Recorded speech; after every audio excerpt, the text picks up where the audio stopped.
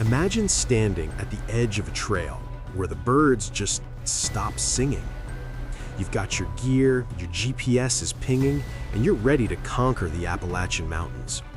But as you go to step onto the path, a local resident, someone who has lived in these woods for 70 years, quietly tells you, "Not that one, friend. Take the main road back."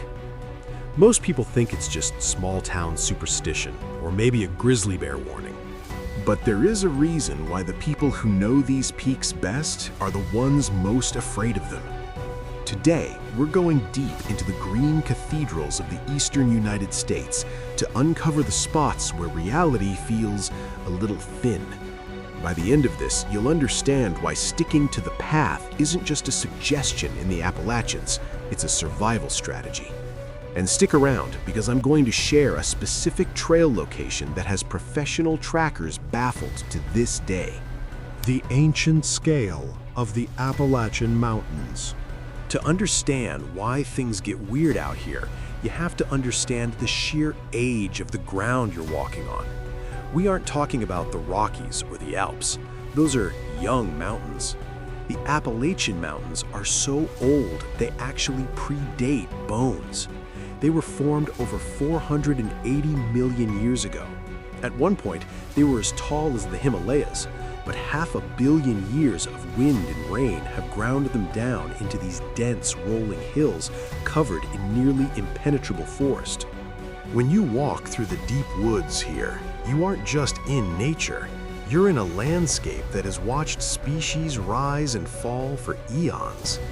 This extreme age creates a topography that is incredibly deceptive.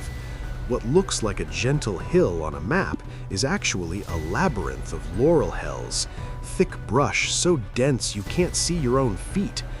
This is where the primary keyword for most rescues begins: disorientation. The sheer complexity of these ancient ridges makes them a masterclass in how easily a human can lose their sense of direction. Why the map doesn't tell the whole story. Now, this next part might surprise you. You can have the best GPS on the market, but in the deep hollows of the Appalachians, technology has a funny way of failing. Because of the mineral deposits in the rocks and the deep V shape of the valleys, signal bounce is a constant nightmare. Locals avoid certain trails because they know that once you drop into a gap, you are effectively off the grid. If you twist an ankle on one of these high-risk hiking trails, you aren't just a phone call away from help. You're in a dead zone. And this is where most people make a mistake. They trust the blue dot on their screen more than their own eyes. Locals know that the fog, the smoke that gives the Smokies their name, can roll in within seconds, turning a clear afternoon into a whiteout where you can't tell north from down. The terrain in the Appalachian Mountains is unforgiving because it doesn't just block your vision, it plays with your perception of distance and scale. The terror of the Laurel Hells. You'll often hear hikers talk about the beauty of the mountain flora, but locals have a different name for the dense rhododendron thickets: Laurel Hells.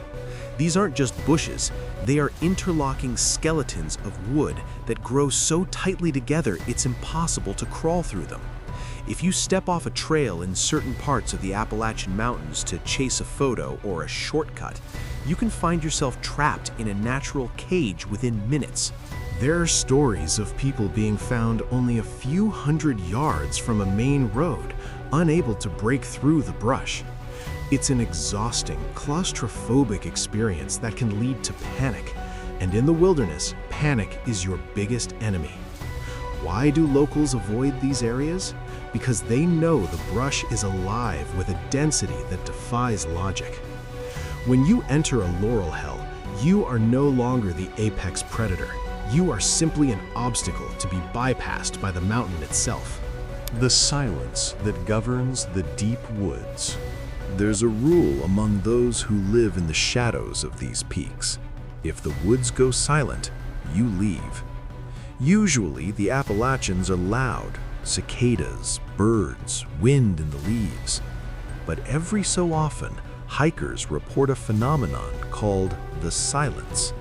It's as if the atmosphere suddenly becomes heavy and every living creature holds its breath at once. While skeptics point to infrasound, low-frequency vibrations caused by wind or geological shifts that can trigger a fear response in humans, locals view it as a warning. When the mountain wilderness survival instinct kicks in and tells you that you're being watched, it's usually because you are.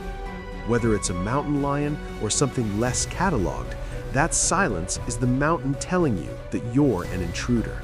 The feeling of being watched is a common theme in the lore surrounding these woods, and it is a sensation that even the most grounded hikers cannot explain away once they have experienced it firsthand. Disappearances that defy conventional logic. But here's where things get interesting. We've all heard about national park disappearances, but the Appalachian Trail mysteries have a specific flavor of weird. There are cases where experienced hikers, people with thousands of miles under their belts, simply vanish. No gear left behind, no footprints, no struggle. One of the reasons locals avoid certain trails, like the areas around the Devil's Courthouse or certain stretches of the Great Smoky Mountains, is because of the sheer volume of missing 411-style cases. When someone goes missing in a way that defies search and rescue logic, it leaves a stain on the land. Locals don't avoid these spots because of ghosts. They avoid them because they respect the fact that the mountain can swallow a person without leaving a trace. It is this haunting realization that some individuals simply cease to exist in the eyes of the searchers that keeps the local communities wary of the deeper, less traveled corridors. The psychological toll of the Green Tunnel. The Appalachian Trail is often called the Green Tunnel. For miles and miles, your view is nothing but leaves and bark. There's no horizon. This constant lack of a big-picture view does something to the human brain. It's called sensory monotony. After 3 days of hiking in the deep woods, your mind starts to play tricks on you. You see movement in the corner of your eye. You hear your name being called and the sound of a rushing creek. This is a huge factor in why locals avoid long, isolated loops. They know that the woods can break your psyche long before they break your body. Mountain madness isn't just a trope from old movies. It's a documented state of cabin fever that happens when the trees start feeling like walls. The psychological pressure of the Appalachian Mountains is a hidden, often overlooked variable that changes the way people interact with their environment. Understanding the vanishers of folklore. Now, we have to talk about the Appalachian folklore because you can't separate the land from the legends. From the Talipo to the Moon-Eyed People, the stories passed down through generations serve as oral maps of danger. When a local tells you a trail is hate-ridden or bad ground, they might not literally mean there's a monster there. What they are saying is that the history of that specific spot is dark. Maybe it was the site of a forgotten settlement that succumbed to the winter. Or maybe the terrain there is naturally treacherous. By framing it in folklore, the warning sticks better than a caution, steep grade sign ever could. They are teaching you to respect the unknown. These legends are a cultural safety mechanism, designed to keep people out of areas where the history of the land suggests that bad things happen to those who wander too far from the safety of the village. The physical dangers nobody prepares for. And this is where most people make a mistake. They prepare for bears, but they don't prepare for the rocks. The Appalachians are famous for karst topography, hidden caves, sinkholes, and underground rivers. A trail might look solid, but beneath the leaf litter, there could be a crevice that drops 50 feet into an ancient limestone cavern. Locals know which ridges are honeycombed. They know that during a heavy rain, the very ground can become unstable. These off-limits hiking spots aren't always marked by the Forest Service, but the people who have lived there for generations know which ridges are prone to sliding.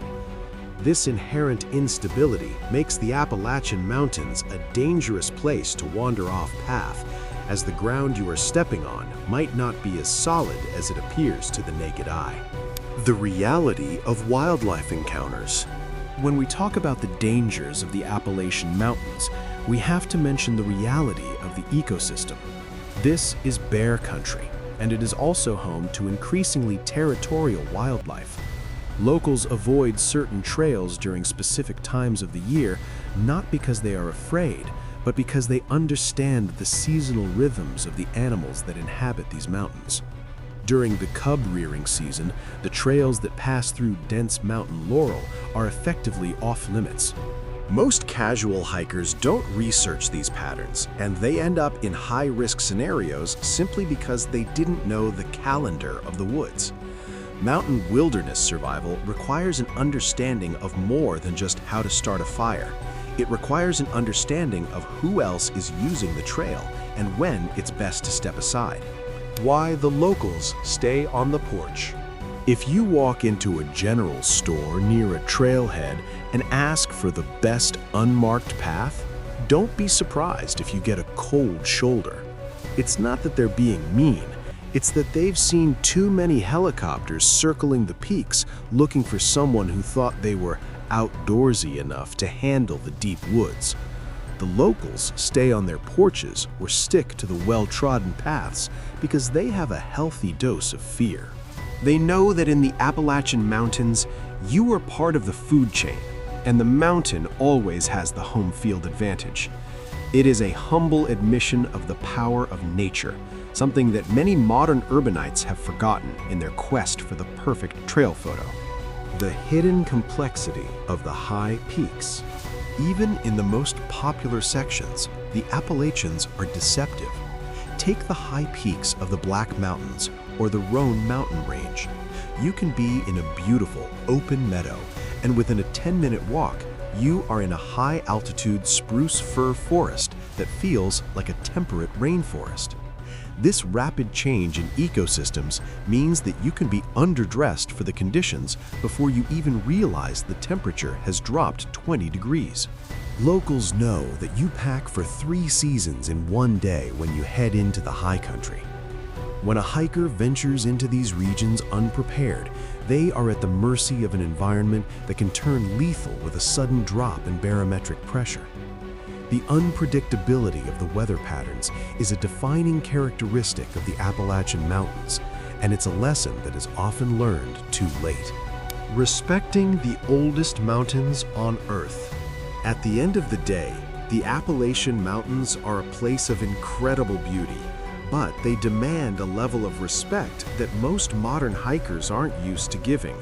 Whether it's the geological hazards of hidden caves, the psychological weight of the green tunnel, or the unexplained silence of the deep forest, these mountains hold on to their secrets tightly.